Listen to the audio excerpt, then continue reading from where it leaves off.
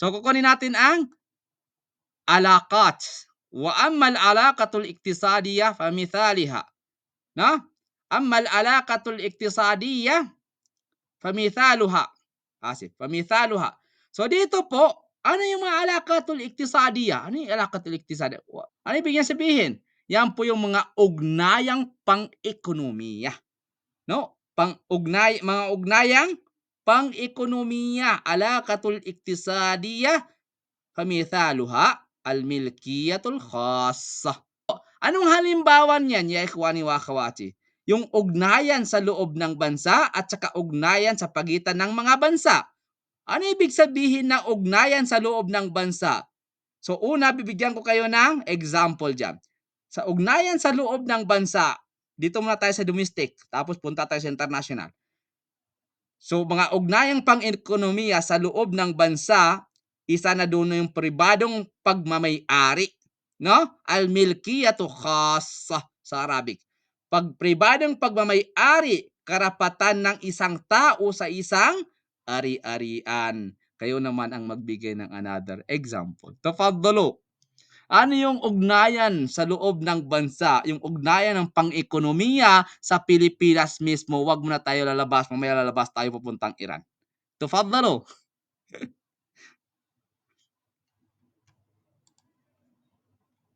Konti tayo ngayon, no? Dati umabot tayong 20 plus. Okay, tafaddal, Sister Layla. Yung ugnayan po sa loob ng bansa, yan po yung kumbaga, syempre para siyang tawag nito, per business and sa private na sector and yung government sector. Let's say for example, kalakalan in between the LGU and the promotion of local farmers. Parang ganun. Or may farmer market. Ganun po. Or let's say, for example, kung malaki naman na mga tawag nito, retail, yung let's say, for example, SM and the LGU. Parang ganun po. Yan po yung pagkaintindi ko yung inside the country po. Inside the country, Inside the country. Jazakillah khairan, Sister Layla. Sino magdagdag? Sister Shirel, Sister Lina. O, paano to?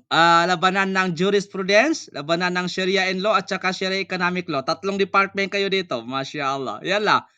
Tafaddalo. Dok, paulit nga nung Dok. Okay. Ng maslaha. Yung kaso. Okay. Tayo ay mayroon tayong ugnayan. Alaqatul iktisadiyah. May dalawang alaqatul iktisadiyah, yung ugnayang pang-ekonomiya. May dalawa tayo. Ang una ay ugnayan sa loob ng bansa. Pangalawa, ugnayan sa pagitan ng mga bansa international. So kunin natin yung domestic. Ano po ang example natin sa kagaya ng binigay ko kanina at saka binigay si Sister Layla na ugnayan sa loob ng bansa na example sa ugnayan ng pang-ekonomiya sa loob mismo ng bansa? Like what? Kapag example ko dito, pribadong pagmamay-ari, karapatan ng isang tao sa isang ari-arian. Isa na yung ugnayan sa loob ng bansa mismo. Hindi siya lumabas papuntang Singapore. Another one, Sister Shirel. Okay. Proceed tayo. Sister Shirel, dito ka pangalawa. Kasi na-jawab na yung una. Sa international ka. Alam ko dito ka mas makakwan sa international. Okay. Ano ang ugnayan sa pagitan ng mga bansa?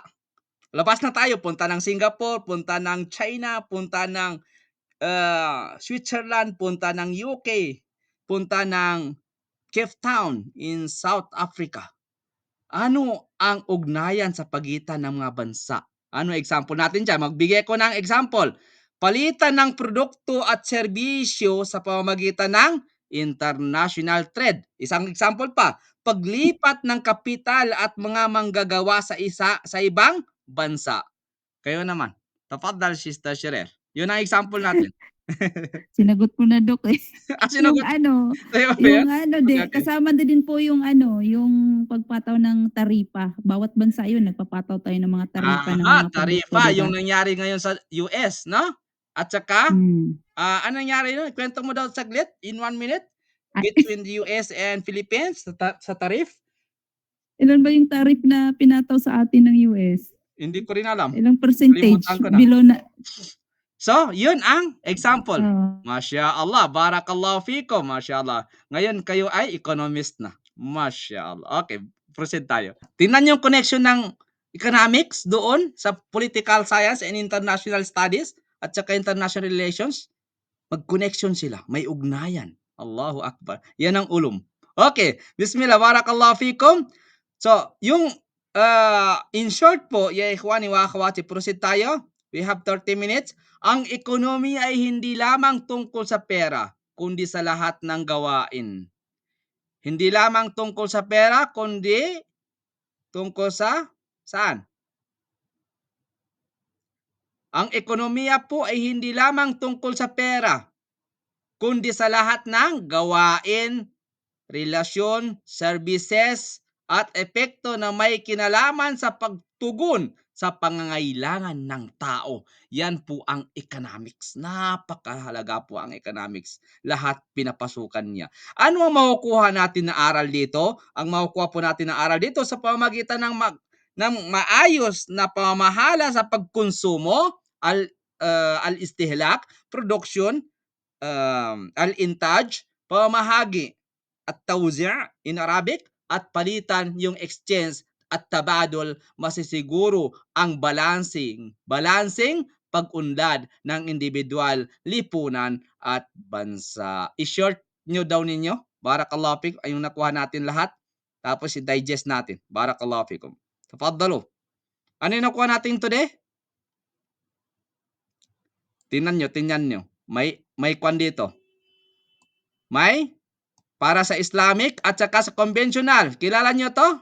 Sino to? Sino na kilala dito? Before, Scottish economist, the father of si Adam Smith, kilala nyo? conventional economy. Conventional Islamic. Okay, ito si Alfred Marshall.